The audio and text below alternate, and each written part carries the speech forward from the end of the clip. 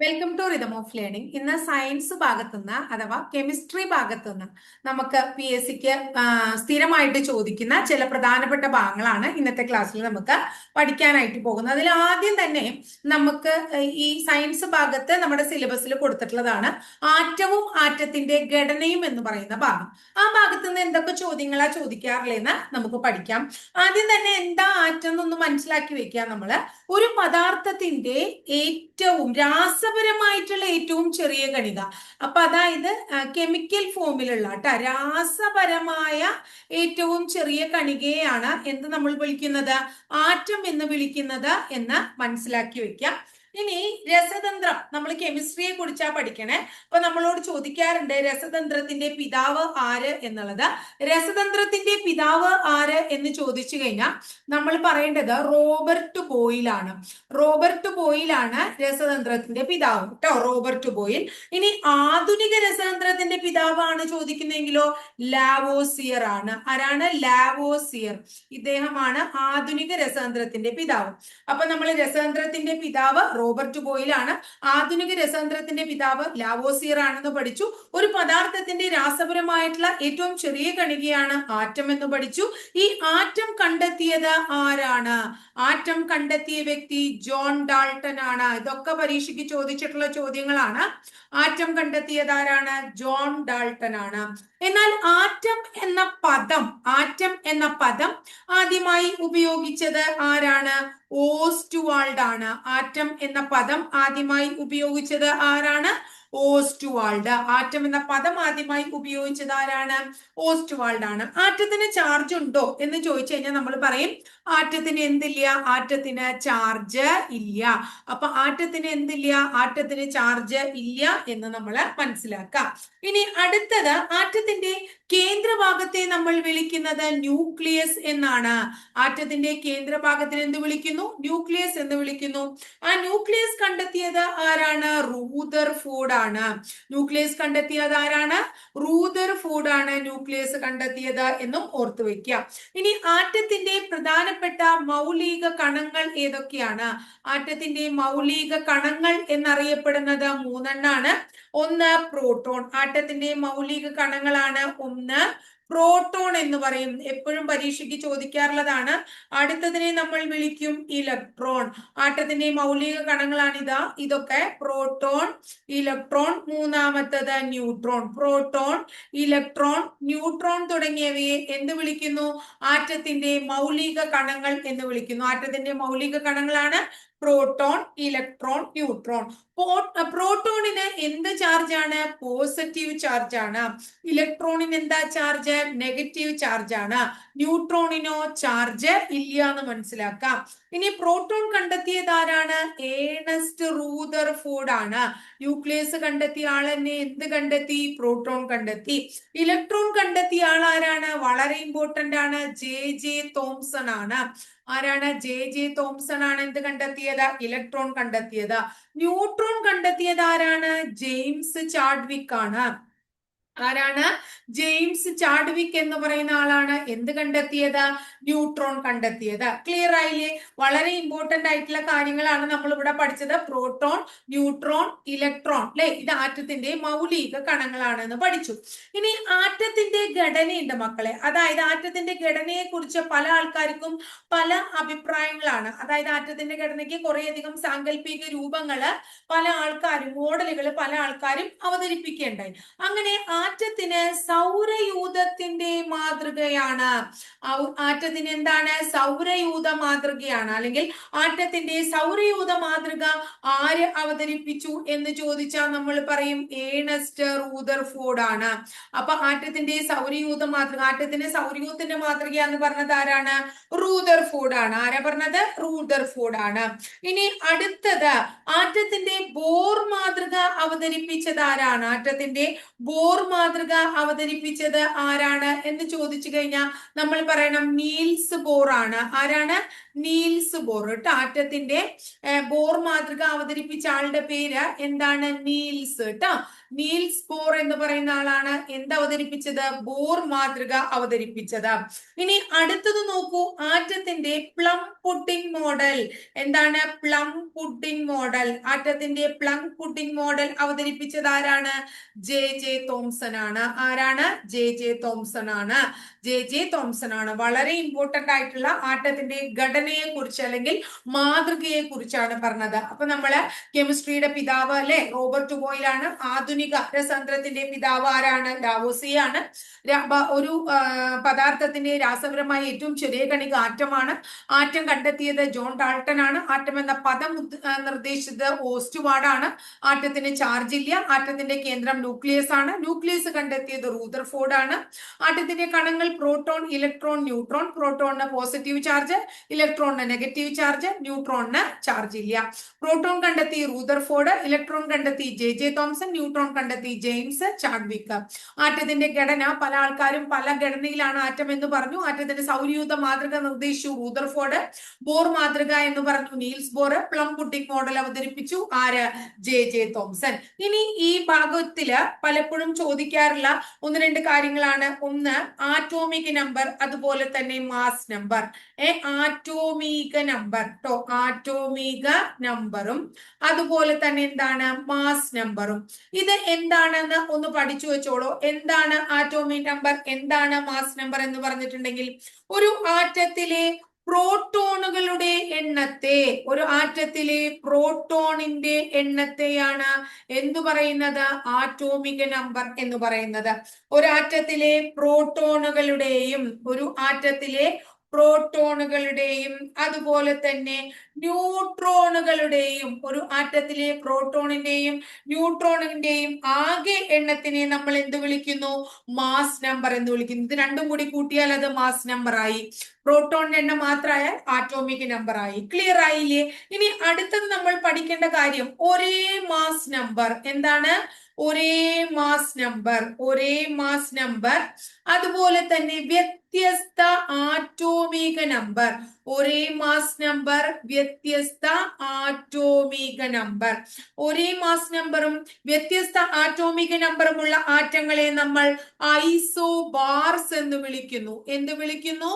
Isobars എന്ന് വിളിക്കുന്നു. ഇനി അടുത്തത് ഒരേ എണ്ണം, ഒരേ എണ്ണം ന്യൂട്രോണുകൾ. ഒരേ എണ്ണം ന്യൂട്രോണുകൾ അടങ്ങിയ ആറ്റത്തെ നമ്മൾ എന്ത് വിളിക്കുന്നു? ഐസോടോണുകൾ എന്ന് വിളിക്കുന്നു.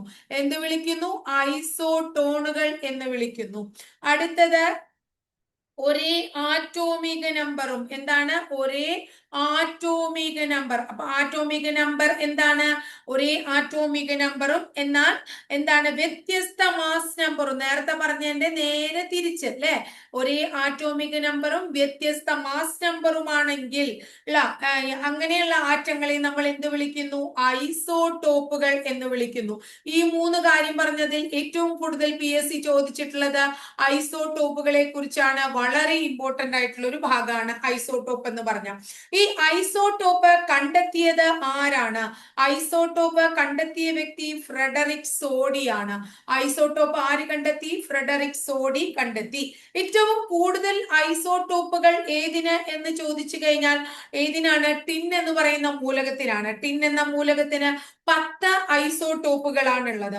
വളരെ പ്രധാനപ്പെട്ട ഐസോടോപ്പുകളാണ് ഹൈഡ്രജന്റെ ഐസോടോപ്പുകൾ നമ്മളോട് ചോദിക്കാറുണ്ട്.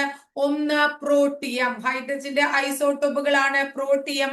അടുത്തത് ഡ്യൂട്ടീരിയം. എന്താണ്? ഡ്യൂട്ടീരിയം. Protium, deuterium. അടുത്തതിന്റെ പേര് എന്താണ്? ട്രിഷ്യം. പ്രോട്ടിയം, ഡ്യൂട്ടീരിയം, ട്രിഷ്യം എന്നിവ ഹൈഡ്രജന്റെ ഐസോടോപ്പാണ്. Protium, deuterium, tritium. അതിൽ പ്രോട്ടിയത്തിന്റെ പ്രത്യേകത ഏറ്റവും ലളിതമായ ഹൈഡ്രജന്റെ ഐസോടോപ്പാണ് പ്രോട്ടിയം. ഇനി എപ്പോഴും ചോദിക്കാറുള്ള ചോദ്യം ഇതാണ്: ന്യൂക്ലിയർ റിയാക്ടർ. ന്യൂക്ലിയർ റിയാക്ടറിൽ ഉപയോഗിക്കുന്ന ഹൈഡ്രജന്റെ ഐസോടോപ്പാണ് ഡ്യൂട്ടീരിയം. അടുത്തത് ചോദിച്ചിട്ടുണ്ട് റേഡിയോ ആക്റ്റീവായ ഹൈഡ്രജന്റെ ഐസോടോപ്പാണ് ട്രിഷ്യം. വളരെ ഇമ്പോർട്ടന്റ് ആണ് കേട്ടോ മക്കളെ. ഈ പ്രപഞ്ചത്തിൽ കൂടുതൽ കാണപ്പെടുന്നത് പ്രോട്ടിയമാണ്. പ്രപഞ്ചത്തിൽ കൂടുതൽ കാണപ്പെടുന്നത് ഏതാണ്? പ്രോട്ടിയമാണ്. അപ്പൊ പ്രോട്ടിയം, ഡ്യൂട്ടീരിയം, ട്രിഷ്യം എന്നിവ ഹൈഡ്രജന്റെ ഐസോട്ടോപ്പ് ആണ്. ലളിതമായിട്ടുള്ള ഹൈഡ്രജന്റെ ഐസോട്ടോപ്പും പ്രപഞ്ചത്തിൽ ഏറ്റവും കൂടുതൽ കാണപ്പെടുന്നതും പ്രോട്ടിയമാണ്. ന്യൂക്ലിയർ റിയാക്ടറിൽ ഉപയോഗിക്കുന്നത് ഡ്യൂട്ടീരിയമാണ്. റേഡിയോ ആക്റ്റീവായ ഹൈഡ്രജന്റെ ഐസോട്ടോപ്പ് ഏതാണ്? ട്രിഷ്യമാണ്. ഇനി നമ്മൾ കാർബണിന്റെ ഐസോട്ടോപ്പുകളെ നോക്കാം. കാർബണിന്റെ ഐസോട്ടോപ്പുകളാണ് ഏതാണ്? കാർബൺ 12, കാർബൺ 13, കാർബൺ 14 തുടങ്ങിയവ കാർബണിന്റെ ഐസോട്ടോപ്പുകളാണ്. Carbon 12, carbon 13, carbon 14. പ്രകൃതിയിൽ എത്രമാത്രം കാർബൺ ഉണ്ടോ അതിന്റെ 99% കാണപ്പെടുന്നത് കാർബൺ 12ന്റെ അല്ലെങ്കിൽ ഏത് ഐസോട്ടോപ്പാണ് ഉൾക്കൊള്ളുന്നത് എന്ന് ചോദിച്ചു കഴിഞ്ഞാൽ കാർബൺ 12 ആണ്. വളരെ ഇമ്പോർട്ടന്റ് ആണ്. എന്നാൽ കാർബണിന്റെ റേഡിയോ ആക്റ്റീവ് ഐസോട്ടോപ്പ്, കാർബണിന്റെ റേഡിയോ ആക്റ്റീവ്, ഇതല്ല ചോദിക്കാറുള്ള ചോദ്യം, വേറൊരു രീതിയിലാണ് ടീച്ചർ പറയാം. കാർബണിന്റെ റേഡിയോ ആക്റ്റീവ് ഐസോട്ടോപ്പ് കാർബൺ 14 ആണ്. പരീക്ഷയ്ക്ക് ചോദിക്കാറുള്ളത് ഫോസിലുകളുടെ കാലപ്പഴക്കം നിർണ്ണയിക്കാൻ ഉപയോഗിക്കുന്ന കാർബണിന്റെ ഐസോട്ടോപ്പ് കാർബൺ 14 ആണ്. ഫോസിലുകളുടെ കാലപ്പഴക്കം നിർണ്ണയിക്കാൻ ഉപയോഗിക്കുന്ന കാർബണിന്റെ ഐസോട്ടോപ്പ് ഏതാണ്? കാർബൺ 14 ആണ്. ഇനിയും ചോദിച്ചിട്ടുണ്ട് ഈ കാർബൺ 14ന്റെ അർദ്ധായുസ് എത്രയാണ്? കുറെ പരീക്ഷയ്ക്ക് ചോദിച്ചിട്ടുള്ളതാണ്. 5770 ആണ്. കാണാതെ നമ്പർ പഠിക്കുക. കാർബൺ 14ന്റെ അർദ്ധായുസ് 5770. ഇനി ചില ഐസോട്ടോപ്പുകൾ തന്നിട്ട് ആ ഐസോട്ടോപ്പുകളുടെ ഉപയോഗങ്ങൾ ചോദിക്കാറുണ്ട്, അല്ലെങ്കിൽ തിരിച്ചും ചോദിക്കാറുണ്ട്. ക്യാൻസർ ചികിത്സയ്ക്ക് ഉപയോഗിക്കുന്നത്, ക്യാൻസർ ചികിത്സയ്ക്ക് ഉപയോഗിക്കുന്ന വളരെ പ്രസിദ്ധമായിട്ടുള്ള ഒരു ഐസോട്ടോപ്പാണ് കൊബാൾട്ട് 60. ഏതാണ്? കൊബാൾട്ട് 60. അപ്പൊ കൊബാൾട്ട് 60 ക്യാൻസർ ചികിത്സയ്ക്ക് ഉപയോഗിക്കുന്നുണ്ട്. അതുപോലെ തന്നെ എന്താണ്? ഫോസ്ഫറസ് 32യും ഉപയോഗിക്കുന്നുണ്ട്. ഫോസ്ഫറസ് 32.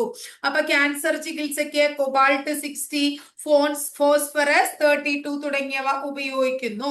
ഇനി അടുത്തത് ഈ ഫോസ്ഫറസ് 32ന്റെ പ്രത്യേകത, ഫോസ്ഫറസ് 32 എന്തിനാണെന്ന് എടുത്ത് ചോദിക്കാറുണ്ട്. സ്കിൻ ക്യാൻസറിന്, അതുപോലെ തന്നെ ബോൺ ക്യാൻസറിന്.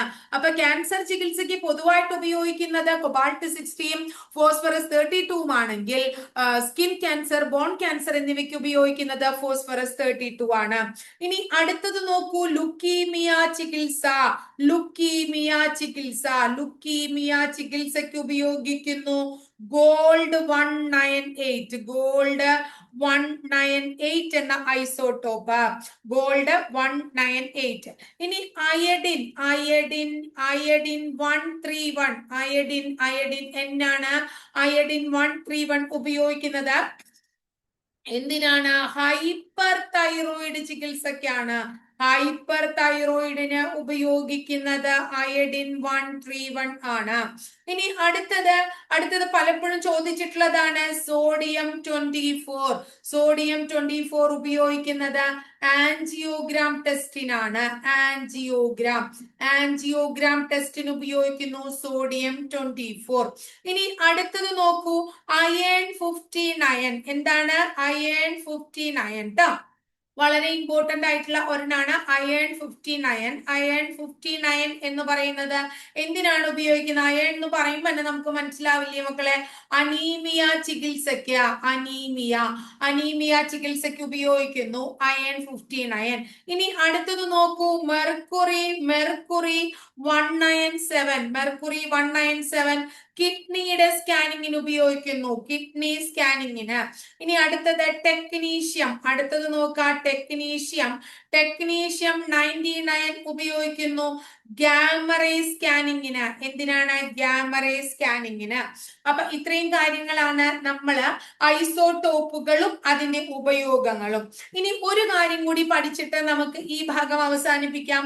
നമ്മൾ ആറ്റത്തെ കുറിച്ച് പഠിച്ചു, അതുപോലെ തന്നെ വളരെ ഇമ്പോർട്ടന്റ് ആയിട്ടുള്ള ഒരു ഭാഗമാണ് തന്മാത്ര എന്ന് പറയുന്നത്. അപ്പൊ ആറ്റം എന്ന് പറയുന്നത് ഒരു പദാർത്ഥത്തിന്റെ രാസപരമായിട്ടുള്ള ഏറ്റവും ചെറിയ കണമാണെങ്കിൽ ഒരു പദാർത്ഥത്തിന്റെ ഭൗതികപരമായ ഏറ്റവും ചെറിയ കണത്തെ നമ്മൾ എന്ത് വിളിക്കും? തന്മാത്ര എന്ന് വിളിക്കും. നമ്മൾ മനസ്സിലാക്കേണ്ടത് തന്മാത്ര എന്ന പദം ആദ്യമായി ഉപയോഗിച്ചത് ആര് എന്നുള്ളതാണ്.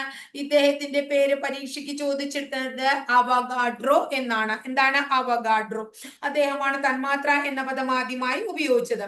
ഈ തന്മാത്രയ്ക്ക് ഒരു പേരും കൂടി ഉണ്ട്. തന്മാത്രയെ നമ്മൾ വിളിക്കുന്നു പ്രപഞ്ചത്തിന്റെ ഇഷ്ടികകൾ. പ്രപഞ്ചത്തിന്റെ ഇഷ്ടികകൾ എന്ന് വിളിക്കുന്നത് എന്താണ്? തന്മാത്രയാണ്. അവഗാഡ്രോ നമ്പർ എത്രയാണെന്ന് പരീക്ഷയ്ക്ക് ചോദിച്ചിട്ടുണ്ട്. 6.022 ഇൻറ്റു 10⁻23 ആണ്. അതൊന്ന് ഓർത്തു വെക്കുക. 6.022 ഇൻറ്റു 10⁻23. കുറച്ചും കൂടി ഡിഗ്രി ലെവൽ പരീക്ഷകൾക്കൊക്കെ ചോദിച്ചാണ്, എന്നാലും ഒന്ന് ഓർത്തു വെക്കുക. പിന്നെ മോൾ ദിനവും ചോദിക്കാറുണ്ട്. മോൾ ദിനം ഒക്ടോബർ 23 മോൾ ദിനം എന്താണ്? ഒക്ടോബർ 23 കേട്ടോ. അപ്പൊ ഇത്രയും കാര്യങ്ങളെന്ന് നമ്മൾ ഓർത്തു വെക്കണം. വളരെ ഇമ്പോർട്ടന്റ് ആയിട്ടുള്ള കുറച്ച് കാര്യങ്ങളാണ് ടീച്ചർ ആറ്റം, തന്മാത്ര എന്നീ പാഠഭാഗങ്ങളിൽ പറഞ്ഞത്. അടുത്തത് ഇനി പറയാൻ പോകുന്നത് ഇതിനേക്കാൾ ഇമ്പോർട്ടന്റ് ആയിട്ടുള്ള അല്ലെങ്കിൽ അത്രയും ഇമ്പോർട്ടന്റ് ഉള്ള ഒരു ഭാഗം തന്നെയാണ്. ഒന്ന് അയിരുകൾ. അയിരുകൾ അതുപോലെ തന്നെ ധാതുക്കൾ എന്ന് പറയുന്ന ടോപ്പിക്കാണ്. സിലബസില് അയിരുകൾ, ധാതുക്കൾ എന്ന് പറഞ്ഞ് നിങ്ങൾക്ക് കൊടുത്തിട്ടുണ്ട്. അയിരുകളെ കുറിച്ചും ധാതുക്കളെ കുറിച്ചും. അപ്പോ അയിരുകൾ എന്താ, ധാതുക്കൾ എന്താ എന്നുള്ളതിന് അങ്ങനെയുള്ള ചോദ്യമല്ല വരാറ്. ഓരോ ലോഹം തന്നിട്ട് ലോഹത്തിന്റെ അയിരുകളാണ് ചോദിക്കാറ്. പക്ഷെ നിങ്ങൾ അയിരുകളും ധാതുക്കളും എന്താണെന്ന് മനസ്സിലാക്കുക. ആദ്യം തന്നെ മനസ്സിലാക്കേണ്ടത് പ്രകൃതിദത്തമായി, പ്രകൃതിയിൽ തന്നെ നമ്മൾ കാണുന്നതും ഖനനം ചെയ്ത് നമുക്ക് എടുക്കാവുന്നതുമായ മൂലകങ്ങളോ അല്ലെങ്കിൽ അവയുടെ സംയുക്തങ്ങളെയോ നമുക്ക് ധാതുക്കൾ എന്ന് പറയാം. അപ്പൊ പ്രകൃതിയിൽ തന്നെയുള്ളതും ഖനനം ചെയ്തെടുക്കാവുന്നതുമായ മൂലകങ്ങളെയോ അവയുടെ സംയുക്തങ്ങളെയോ നമുക്ക് ധാതുക്കൾ എന്ന് പറയാം. ഇനി അയിരുകൾ എന്താന്ന് ചോദിച്ചാൽ എളുപ്പത്തിലും വേഗത്തിലും വളരെ ലാഭകരമായും ഒരു ലോഹം വേർതിരിച്ചെടുക്കാൻ കഴിയുന്ന ധാതുവിനെ നമ്മൾ അയിരെന്ന് വിളിക്കുന്നു. 3 കാറ്റഗറി ആയിട്ടാണ് പറയണേ. വളരെ സിമ്പിൾ ആയിട്ട് ചെയ്യാൻ പറ്റണം, വേഗത്തിൽ ചെയ്യാൻ പറ്റണം, ലാഭകരമായി ചെയ്യാൻ പറ്റണം. ഈ 3 രീതിയിലും ഒരു ലോഹം വേർതിരിച്ചെടുക്കാൻ കഴിയുന്ന ധാതുവിനെയാണ് നമ്മൾ എന്ത് വിളിക്കുന്നത്? അയിരുകൾ എന്ന് വിളിക്കുന്നത്. അങ്ങനെ പല രീതിയിൽ നമുക്കിത് വേർതിരിച്ചെടുക്കാൻ പറ്റും. അങ്ങനെ ഓരോന്നും വേർതിരിച്ചെടുക്കും. പ്രധാനപ്പെട്ടത് അലുമിനിയത്തിന്റെ അയിരുണ്ട്. അലുമിനിയത്തിന്റെ നമ്മളത് പഠിക്കും. അതിനു മുമ്പ് ടീച്ചർ ഇത് പറയാണ്. അലുമിനിയത്തിന്റെ അയിരാണ് ബോക്സൈറ്റ് എന്ന് പറയുന്നത്. അപ്പൊ അലുമിനിയത്തിന്റെ അയിരായ ബോക്സൈറ്റ് അങ്ങനെ വേർതിരിച്ചെടുക്കുന്ന പ്രക്രിയയെ നമ്മൾ എന്ത് വിളിക്കുന്നു? ലീച്ചിങ് പ്രോസസ് എന്ന് വിളിക്കുന്നു. പരീക്ഷയ്ക്ക് ചോദിച്ചിട്ടുണ്ട്. അതുപോലെ തന്നെ ടിന്ന്, ലെഡ് കേട്ടോ. ടിന്ന് അതുപോലെ തന്നെ ലെഡ് എന്നീ ലോഹങ്ങൾ ശുദ്ധീകരിക്കുന്ന പ്രോസസ്സിനെ നമ്മൾ എന്ത് വിളിക്കുന്നു? ഉരുക്കി വേർതിരിക്കൽ എന്ന് വിളിക്കുന്നു. അതെങ്ങനെയാ ചെയ്യാ? ഉരുക്കി വേർതിരിക്കൽ. ഇത് ഉരുക്കി വേർതിരിക്കൽ പ്രോസസ് ആണ്. ഉരുക്കി വേർതിരിക്കൽ. ഇനി അടുത്തത് സിങ്ക്. സിങ്ക് അതുപോലെ തന്നെ കാഡ്മിയം. സിങ്ക് അതുപോലെ തന്നെ കാഡ്മിയം അതുപോലെ മെർക്കുറി തുടങ്ങിയ ലോഹങ്ങൾ ശുദ്ധീകരിക്കുന്ന പ്രോസസ്സിനെ നമ്മൾ എന്ത് വിളിക്കുന്നു? സ്വേദനം എന്ന് വിളിക്കുന്നു. ഇത് മൂന്നും പരീക്ഷയ്ക്ക് ചോദിച്ച് കണ്ടിട്ടുണ്ട്. അതുകൊണ്ടാണ് ഇവിടെ നമ്മൾ ഇത് പറയാൻ കാരണം. ഇനി നമ്മൾ ലോഹങ്ങൾ എഴുതുന്നു. ആ ലോഹങ്ങളുടെ അയിരുകൾ എന്താണ് അതാണ് പഠിക്കുന്നത്. ആദ്യം തന്നെ നമുക്ക് അലുമിനിയത്തെ കുറിച്ച് പഠിക്കാം. അലുമിനിയത്തിന്റെ ഒരയിര് നമ്മൾ ഇപ്പൊ തന്നെ പഠിച്ചു കഴിഞ്ഞു. അലുമിനിയത്തിന്റെ ഒരയിരാണ് ബോക്സൈറ്റ്. അലുമിനിയത്തിന്റെ അയിരുകളാണ് ബോക്സൈറ്റ് അതുപോലെ തന്നെ ക്രയോലൈറ്റ് തുടങ്ങിയവ. അപ്പൊ അലുമിനിയത്തിന്റെ അയിരുകൾ ഏതൊക്കെയാണ്? ബോക്സൈറ്റ്, ക്രയോലൈറ്റ് ചോദിച്ചിട്ടുള്ളതാണ്. അടുത്തതും ചോദിച്ചിട്ടുണ്ട് യുറേനിയം. യുറേനിയത്തിന്റെ അയിര് ഏറ്റവും കൂടുതൽ ചോദിച്ചേക്കുന്നത് പിച്ച് ബ്ലെൻഡ് എന്തിന്റെ അയിരാണ്? യുറേനിയത്തിന്റെ അയിരാണ്. അടുത്തത് അങ്ങനെ ചോദിച്ചിട്ടില്ല. കാർണോടൈറ്റ് കേട്ടോ. കാർണോടൈറ്റ് അതും എന്തിന്റെ അയിരാണ്? കാർണോടൈറ്റ് കേട്ടോ. അതും എന്തിന്റെ അയിരാണ്? യുറേനിയത്തിന്റെ അയിരാണ്. കൂടുതൽ ചോദിച്ചേക്കുന്നത് പിച്ച് ബ്ലെൻഡ് ആണ്. ഇനി അടുത്തത് ടൈറ്റാനിയത്തിന്റെ അയിര്. വളരെ ഇമ്പോർട്ടന്റ് ആണ്. ടൈറ്റാനിയം രണ്ടും ചോദിച്ചിട്ടുള്ളതാണ്. ഒന്ന് ഇൽമനൈറ്റ്. അടുത്തത് റൂട്ടൈൽ. അറിയുന്ന കുട്ടികൾ ഒന്ന് കമന്റ് ബോക്സിൽ ഇടുക. ഇൽമനൈറ്റ് മോണോസൈറ്റ് നിക്ഷേപമുള്ള കേരളത്തിലെ പ്രദേശം ഏത്? പരീക്ഷയ്ക്ക് ചോദിച്ചിട്ടുള്ള ചോദ്യമാണ്. അടുത്തത് മെർക്കുറിയുടെ അയിര് അയിര് ഏതാണ്? ഏതാ മക്കളെ എന്ത് വിളിക്കുന്നു? മെർക്കുറിയുടെ അയിര് സിന്നബാർ ആണ്. മെർക്കുറിയുടെ അയിര് ഏതാണ്? സിന്നബാർ. സിന്നബാർ മെർക്കുറിയുടെ അയിരാണ്. Aluminium, bauxite, cryolite, uranium, pitchblende, carnotite, titanium, ilmenite, rutile, mercury, cinnabar. Clear ആയില്ലേ? അടുത്തത് സിങ്കിന്റെ അയിര് വളരെ ഇമ്പോർട്ടന്റ് ആണ്. നമുക്ക് എല്ലാവർക്കും അറിയുന്നതാണ് കലാമൈൻ. കലാമിൻ ലോഷൻ എല്ലാവരും കേട്ടിട്ടുണ്ട് അല്ലെ?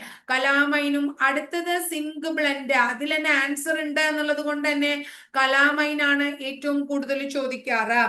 ഇനി അടുത്തത് നിക്കലിന്റെ അയിര് ഏതാണ്? നിക്കലിന്റെ അയിര് പെന്റ് ലാൻഡൈറ്റ്. പെന്റ് ലാൻഡൈറ്റ്. ഇത് അങ്ങനെ ചോദിച്ച് കണ്ടിട്ടില്ല, ഓർത്ത് വെക്കാൻ നിക്കലിന്റെ അയിര്. അടുത്തത് ഏറ്റവും കൂടുതൽ ചോദിച്ചിട്ടുള്ള തന്നെയാണ് തോറിയം.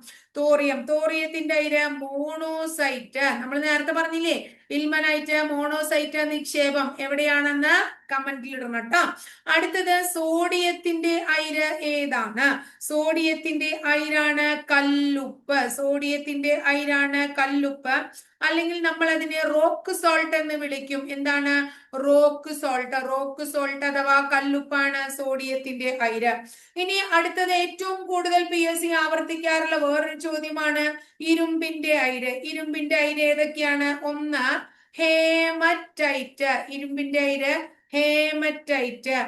അടുത്തത് മാഗ്നറ്റൈറ്റ്. ഹേമറ്റൈറ്റ് കഴിഞ്ഞ മാഗ്നറ്റൈറ്റ്. അടുത്തത് അയൺ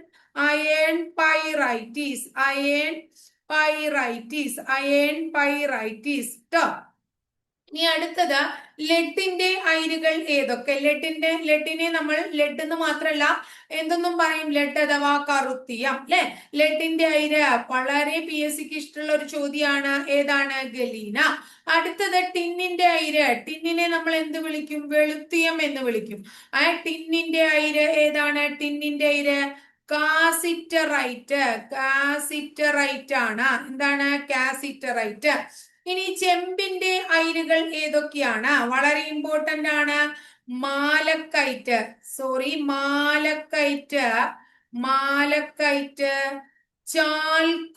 ചാൽക്കോ.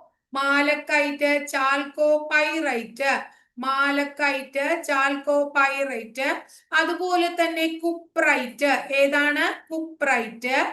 ചാൽക്കോസൈറ്റ്. അടുത്തത് ചാൽക്കോസൈറ്റ്. ഇതൊക്കെ തന്നെ എന്തിന്റെ അയിരുകളാണ്? ചെമ്പിന്റെ അയിരുകളാണ് കേട്ടോ. ഇനി അടുത്തത് മാഗ്നീഷ്യത്തിന്റെ അയിര്. രണ്ടെണ്ണുണ്ട്. പക്ഷേ മാഗ്നീഷ്യത്തിന്റെ അയിരില് PSC കൂടുതൽ ചോദിച്ചേക്കുന്നത് ഇതാണ് ഡോളമൈറ്റ്. മാഗ്നീഷ്യത്തിന്റെ അയിര് ഏതാണ്? ഡോളമൈറ്റ്. കൂടാതെ മാഗ്നസൈറ്റും ഉണ്ട്. എന്താണ്? മാഗ്നസൈറ്റ്. ക്ലിയർ ആയില്ലേ? ഇനി അടുത്തതും ചോദിച്ചിട്ടുള്ളതാണ് കാൽസ്യത്തിന്റെ അയിര്. കാൽസ്യത്തിന്റെ അയിര് കൂടുതൽ ചോദിച്ചേക്കുന്നതാണ് ഏത്? ഡോളമൈറ്റ്. കാൽസ്യത്തിന്റെ അയിര് ഡോളമൈറ്റ്. രണ്ടും പ്രധാനമാണ്. ഡോളമൈറ്റ്. അതുപോലെ തന്നെ ചുണ്ണാമ്പുകല്ലിന് പകരം നമുക്ക് എന്ത് വിളിക്കാം? ലൈം സ്റ്റോൺ എന്ന് വിളിക്കാം കേട്ടോ. ഇനിയുണ്ട് ജിപ്സം. ഇതൊക്കെ പ്രധാനമാണ്, കാൽസ്യത്തിന്റെ അയിരുകളാണ്. ഇനി അടുത്തത് ക്രോമിയത്തിന്റെ അയിര്. ക്രോമിയത്തിന്റെ അയിര ചോദിക്കണേച്ചാ നമ്മൾ ക്രോമൈറ്റ് പറയണം. ക്രോമിയത്തിന്റെ അയിര് ഏതാണ്? ക്രോമൈറ്റ് ആണ് എന്ന് പറയണം. അടുത്തത് ബേരിയത്തിന്റെ അയിര് ബറൈറ്റ്. ബേരിയത്തിന്റെ അയിര് ഏതാണ്? ബറൈറ്റ് ആണ്. അടുത്തതും കൂടെ പഠിക്കൂ. ആന്റിമണിയുടെ അയിര്. ആന്റിമണി എന്ന ലോഹത്തിന്റെ അയിര് ഏതാണ്? സ്റ്റിബ്നൈറ്റ്. എന്താണ്?